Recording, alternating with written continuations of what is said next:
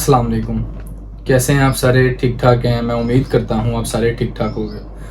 तो आज मैंने आप लोगों से फाइनली मलेशिया के आउटपास की जो सिचुएशन हुई है वो शेयर करनी थी।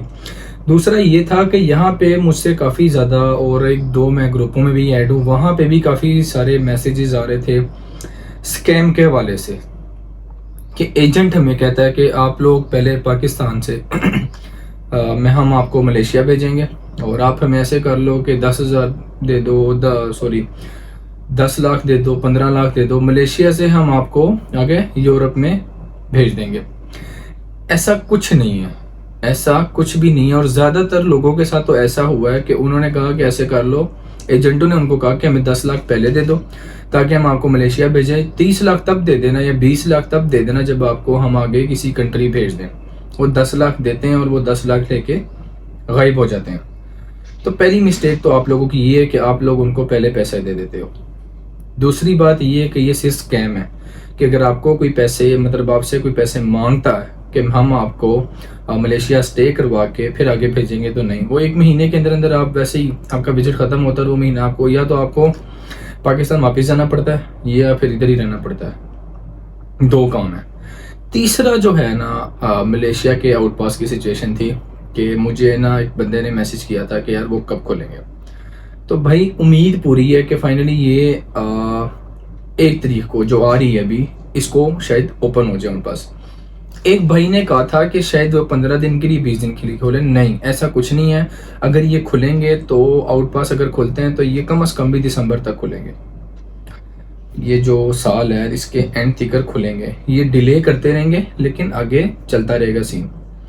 क्यों 2 महीने, 3 महीने, 4 महीने क्यों?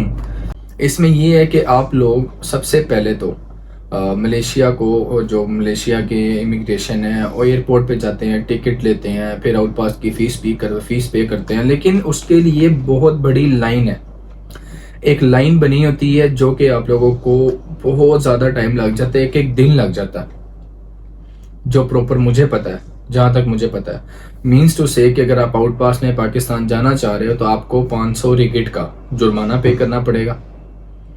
उसके बाद आपको खज्जल होना पड़ेगा। हाँ, अगर आपके पास पैसे हैं, आपने इतने तो कमाए होंगे, कोई बात नहीं, अपनी ज़ात भी कुछ लगा देना, टिकट ही लेनी है ना, और तो 200-300 ऊपर दे के आप अपना काम जल्दी भी करवा सकते हो। लेकिन अगर नहीं है तो फिर तो अल्लाह ही हाफिज है। तो जब आउटपास खुलेंगे मेरे प्लेटफॉर्म पे भी आपको पता चल जाएगा प्रॉपरली। लेकिन 1 तारीख तक अभी मैं आपको बता रहा हूँ कि 1 को इन्होंने कहा था कि हम लोग खोल देंगे।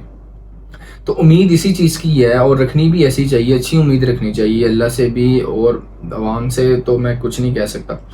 लेकिन जो उम्मीद है वो ये है कि 1 तारीख तक परमिट और आउटपास खोल जाएंगे। परमिट का नहीं पता। हाँ, परमिट के भी हवाले से था कि मुझे क्या नाम है, खुद मैंने देखा, मुझे नहीं आया कोई मैसेज, लेकिन मैंने एक पोस्ट पढ़ी थी, वो कहते परमिट अब 4 साल नहीं खुलने। हो सकता है, लेकिन ऐसा नहीं होता। साल में, 1.5 में, 2 महीने उन्होंने खोलने ही खोलने परमिट भी। और जब परमिट खुल जाने हैं फिर आप लोगों को रिलैक्सेशन मिल सकती है, आप परमिट लगवा रहे। लेकिन मैंने जो देखा है, मैंने ये देखा है कि यहाँ पर जिनके पास परमिट है वो भी वेले हैं, वो भी वेले हैं। मतलब मीन्स टू से मेरे पास अगर परमिट है तो भी काम नहीं है। बिकॉज मैं यहाँ पे मस्जिद में जाता हूँ नमाज़ पढ़ने के लिए, वहाँ पे काफ़ी सारे मुझे मेरी बंदों की तरह सलाम दो हुई है, तो वो यही कह रहे हैं कि यार काम नहीं है। आप मानेंगे नहीं, उनको 3 मंथ हो गए कि उनके पास काम नहीं है। क्यों? एक एज काफ़ी ज़्यादा हो गई है। 35 के बाद पाकिस्तानी बहुत कम लेते हैं, 35, 38, 40 के बाद वो बहुत कम लोग उनको काम पे रखते हैं। क्यों? इतनी ताकत नहीं होती जिस्म में। सो आप लोगों से यही रिक्वेस्ट है कि आउटपास खुलेंगे तो आप लोगों के पास कुछ पैसे होने चाहिए, और अगर आप परमिट पे हैं तो आप तो वैसे भी जा सकते हैं। लेकिन अगर आउटपास खोलते हैं तो ये जो दूसरों की तरह है, जो मतलब आए हैं विजिट वगैरह पे और दूसरे तरीके से, तो वो जा सकते हैं परमिट आउटपास में।